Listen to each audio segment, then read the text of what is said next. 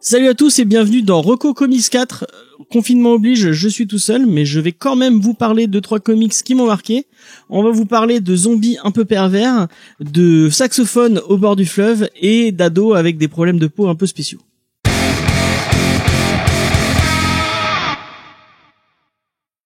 Alors, je vais vous parler d'un truc, je triche un peu, hein, j'en ai déjà parlé pas mal en reco, notamment dans Comics Discovery.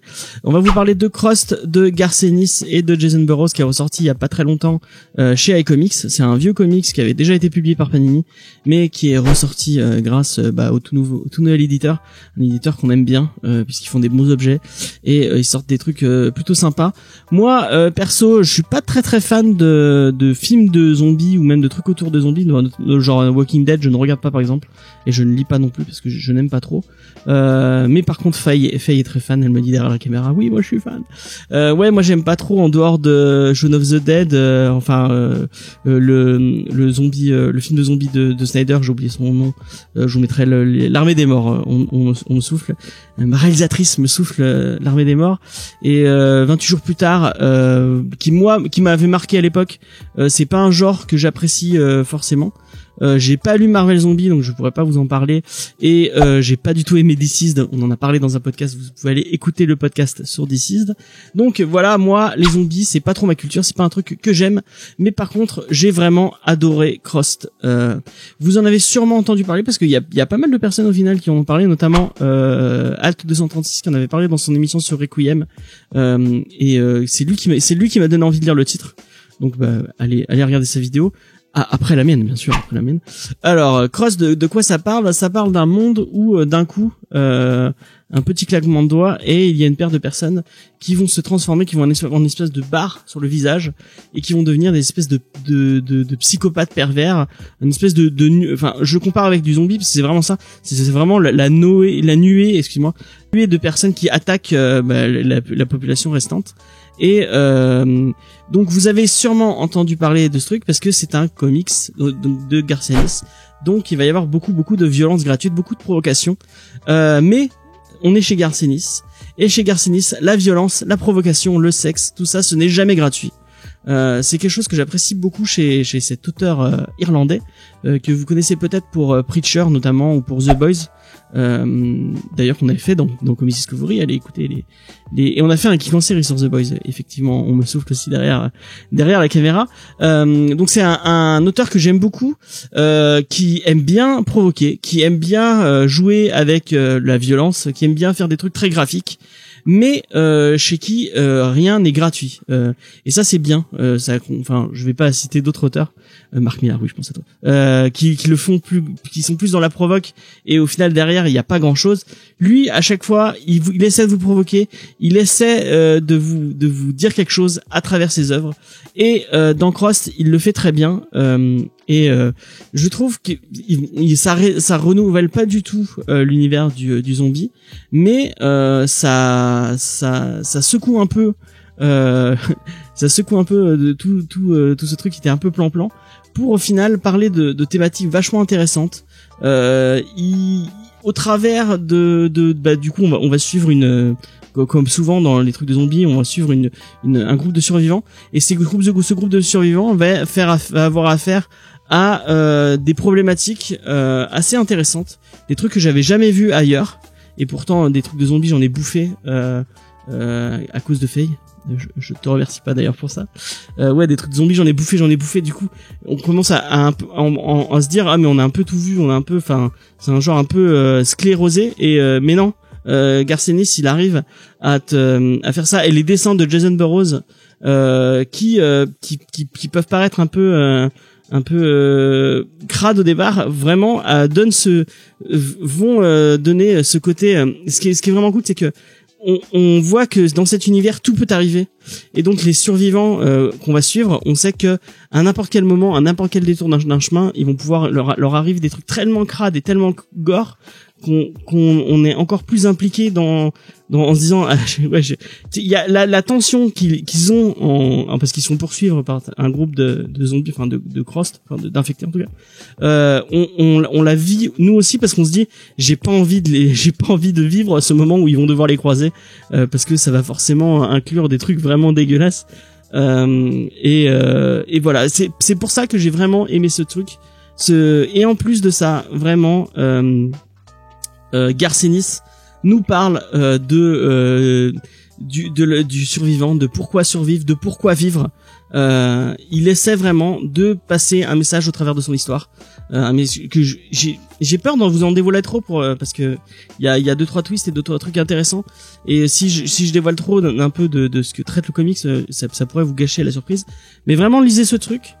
Si vous avez l'esprit, si vous avez l'estomac un peu accroché, je sais que je l'ai prêté notamment à plusieurs personnes de l'équipe, ne pouvons pas les citer, Jean et Cédric, qui m'ont dit ah non, j'ai lu 2-3 pages et j'ai refermé le truc parce que ça ne me plaisait pas, c'était pas mon truc. Et Faye derrière dit oh mais c'était rien du tout, c'est des petites natures. Oui.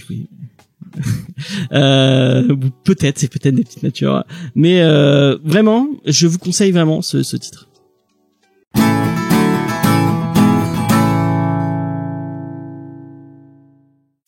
Je vais profiter de cette vidéo pour parler d'un truc dont j'ai pas l'habitude de parler dans l'émission. Je vais vous parler de manga parce qu'au final, vous ne voyez peut-être, mais ma bibliothèque de comics est peut-être aussi grande que celle de manga. On en a pas mal avec Faye, on aime beaucoup ça. Et donc je vais en profiter pour vous en parler. J'ai beaucoup tergiversé en disant de quel manga je pourrais bien vous parler. Il y a beaucoup de trucs que j'ai lus récemment qui m'ont beaucoup plu. Je pense à Kimetsu no Yaiba, enfin les Rôdeurs de la nuit, ou Vampire Slayer, je ne sais pas, il y a tellement de noms à ce truc. J'aurais pu vous parler de ça parce que c'est vraiment cool. L'anime est sympa, donc vous pouvez aller faire un tour vers ça. J'ai vraiment adoré Tokyo Revenger, qui est une histoire de furio, enfin de gangs japonais qui se mettent sur la gueule et avec du voyage dans le temps, vraiment super intéressant. J'aurais pu aussi vous parler et je cherche en même temps le titre que je l'ai oublié. Et j'aurais pu aussi vous parler la voix du tablier, qui est j'adore la description que j'ai trouvée l'autre fois. C'est Madame est servie qui rencontre les Sopranos. C'est un ex-yakuza qui décide de quitter le monde des yakuza pour devenir homme à la maison et qui veut devenir le meilleur homme à la maison. Et c'est très très très drôle. C'est des petites tranches de vie d'un mec qui va faire ses courses, mais quand il va faire ses courses, il les fait d'une façon yakuza, donc la situation en devient très très drôle. Je ne peux que vous conseiller d'aller lire ça. Mais non, je ne vais pas vous parler de ça. Je vais vous parler de Blue Giant, un manga qui parle de jazz. Alors moi le jazz, je ne connais rien du tout. Comme ça à brûle pour point, je vous dirais, pour moi le jazz c'est Whiplash et La La Land. Il y a que ça derrière. Mais je suis très curieux de nature, donc pourquoi pas. En plus les mangas qui parlent de musique, c'est assez intéressant. Moi j'avais beaucoup aimé Beck, qui parle d'un petit lycéen qui monte un groupe de rock et qui va se relever au travers de tout ça. Vraiment une histoire très sympa. J'avais beaucoup aimé Kings on the Slope, qui parle aussi de jazz, mais avec un angle différent. C'était assez intéressant, avec Faye derrière la caméra me dit les musiques de Yoko Kanno dans l'anime qui étaient vraiment très cool. Donc oui, effectivement, les musiques de Yoko Kanno. Yoko Kanno, c'est le café Cowboy Bebop aussi, et Evangelion. Escaflowne, excusez-moi. Donc une très grande compositrice. Et là, donc on est dans Blue Giant, un manga excusez-moi, je vais regarder mon portable pour vous dire le nom de ce monsieur. Il s'appelle Shinichi Ichizuka. Qui avait fait avant Vertical, un manga qui parle d'alpinisme. Donc vraiment, il aime bien prendre des sujets un peu pas clivants, mais un peu qui sortent de l'ordinaire pour en faire des mangas. Donc de quoi ça nous parle Blue Giant, et de quoi nous parle Shinichi au travers de son manga? Il nous parle c'est les aventures en fait de Dai, qui est collégien ou lycéen au début, je ne sais plus, qui va découvrir avec un de ses amis le jazz. Il va rentrer dans un club de jazz et il va avoir une épiphanie, vraiment. Il va se dire mais bon, c'est ce que j'aime, c'est ça, c'est avec ça que j'ai envie de vivre, et il va décider d'apprendre à jouer au saxophone. Et pour apprendre à jouer au saxophone, il va pas prendre des cours, non, il va acheter un saxophone, il va se mettre sur les berges que vous voyez souvent dans les animés japonais, notamment si vous connaissez Hippo, ils sont souvent dans ces endroits-là. Il va se mettre sur une des berges près d'un fleuve comme ça, et il va jouer au saxophone. et il va jouer. Après il va prendre des cours. Après, enfin, ce qui est vraiment génial avec ce manga, c'est que vous allez apprendre, enfin, vous allez découvrir le jazz en même temps que lui. Du coup, il y a plein de références qui vont vous donner, et vous pourrez aller écouter après les références des mangas. Je sais que notamment il y a des playlists sur YouTube et sur Spotify en lien avec le manga, donc vous pouvez aller écouter ça. Et en fait, c'est l'aventure de Dai qui va vouloir devenir le meilleur saxophoniste du monde. Et ce qui est cool, c'est qu'il y a plein de flash forward, dont des flashs du futur, où en fait on voit une espèce d'interview des gens qu'on a croisés dans le manga, et en fait on comprend que il est vraiment devenu une star de jazz.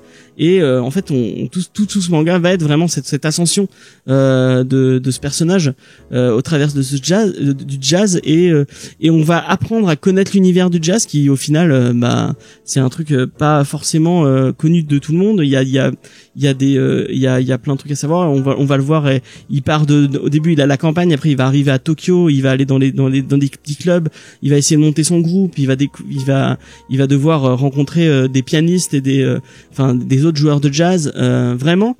Et on va apprendre toute cette culture, s'insuffle dans le manga avec ce dessin qui est vraiment très cool, un dessin qui me fait penser un peu à moi j'aime beaucoup Naoki Urasawa, c'est un auteur que vous connaissez peut-être, qui a fait Monster, qui a fait 21 Century Boys, qui a fait Happy.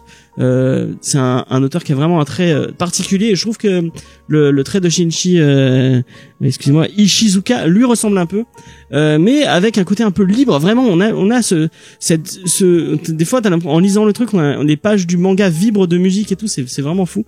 J'ai vraiment adoré ce titre, je vous le conseille fortement, et grâce à lui je me suis mis à écouter du jazz, et c'est super cool. Donc je ne peux que vous conseiller de lire Blue Giant, qui est sorti chez Glénat, je crois, si je ne dis pas de conneries.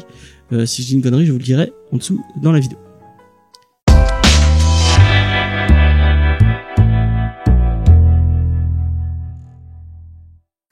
Alors, il y a des œuvres comme ça qui vous marquent au fer rouge. Vraiment, je vais vous parler aujourd'hui donc de Black Hole de Charles Burns, et c'est une œuvre qui vraiment, quand je l'ai lue, ça a évoqué des thématiques et des choses qui ont fait résonance avec des trucs de mon passé, et avec des trucs de ma propre adolescence. Ça va parler d'adolescence, et ça m'a parlé de ma propre adolescence, et je pense que ça parlera à tout le monde. Vraiment, c'est un titre qui transcende le comics. Je pense que vous pouvez faire lire à tout le monde, et tout le monde ne pourra que dire ah ouais, d'accord, il touche quelque chose. C'est vraiment une histoire, une grande histoire. Donc de quoi ça parle, Black Hole? Black Hole, ça parle on est dans les années 70, et on est dans une banlieue de Seattle, et dans cette banlieue de Seattle, il y a quelque chose qu'on appelle la peste adolescente, ou the plague en anglais, je crois. Et en fait, c'est une MST que va se transmettre. C'est les adolescents de cette banlieue de Seattle, et en fait cette MST, quand vous l'avez, vous allez développer des excroissances un peu bizarres, on dirait sorti d'un film de Carpenter ou de Cronenberg. Par exemple, il y en a qui vont avoir il y a une fille qui a une queue, il y a un mec qui commence à avoir la peau qui se fripe, enfin vraiment plein de trucs. Je vous mettrai des exemples. C'est vraiment très bizarre, et tous les gens qui vont être affectés par cette plague, enfin cette peste, vont devenir un peu des parias. Et vous avez une partie qui vont continuer à vivre en essayant à tout prix de cacher le fait qu'ils ont été touchés par cette maladie. Et il y en a d'autres qui vont partir dans les bois pour vivre dans les bois et se cacher et vivre comme des parias à côté, en fait. Enfin, à côté de la civilisation. Et on va suivre la vie de deux adolescents dont j'ai oublié le nom, je suis désolé. Il y a une fille et un garçon. Une fille qui malheureusement chope cette maladie, et elle tombe amoureuse de quelqu'un qui va lui donner, et un autre qui lui est amoureux de cette fille, et enfin il y a vraiment, c'est fou parce que c'est que des histoires très adolescentes avec oui, je suis amoureux d'elle, je vais fumer c'est très je vais fumer des joints, c'est dans cette ambiance un peu de teen movie un peu, mais avec le côté body horror et vraiment un côté ça m'a rappelé un peu un film que déteste Faye, comment il s'appelle, c'est le truc où il y a It Follows. Ça m'a beaucoup rappelé It Follows, par exemple, qui a vraiment en lisant le truc, j'avais les musiques un peu carpenteriennes de It Follows. C'est vraiment ces trucs, oui, Faye derrière la caméra, elle aime pas It Follows, elle aime vraiment pas. Mais vraiment, j'ai été marqué par ces histoires.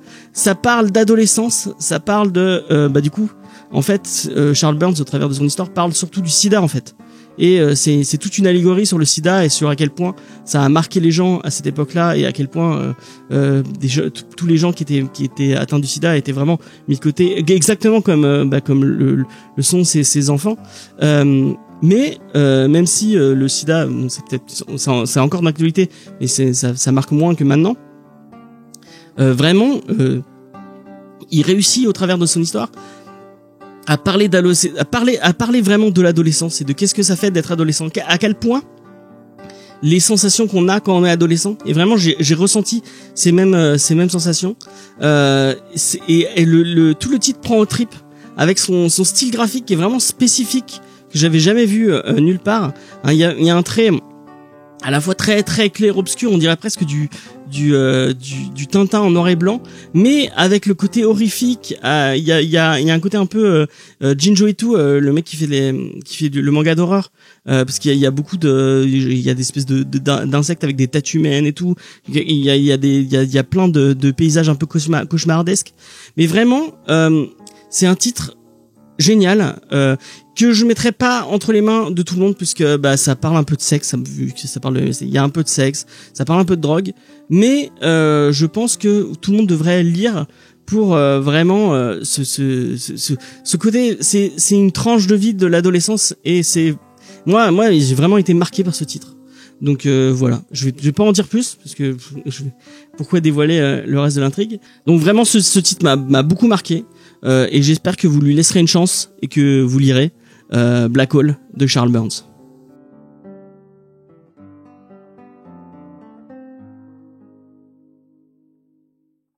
Donc voilà, j'espère que vous lirez ces trois titres.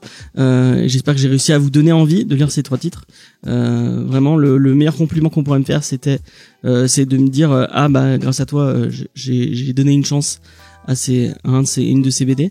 Donc voilà. Sachez que si vous ne connaissez pas notre travail à Faye et à moi, donc on est des podcasts, enfin on fait du podcast principalement en plus de ces vidéos. Moi j'ai une émission qui s'appelle Comics Discovery, que vous connaissez peut-être. Toutes les semaines on vous parle d'un comics qui nous a marqué. Avec Faye on tient un geek en série, où toutes les 2 semaines on vous parle d'une série télé, et on a aussi Ciné Blabla, où on parle de cinéma. On va essayer pendant ces périodes de confinement, essayer de vous proposer un peu plus d'émissions, que vous puissiez vous divertir un peu, parce que au final c'est un peu compliqué, on ne sait pas quoi faire.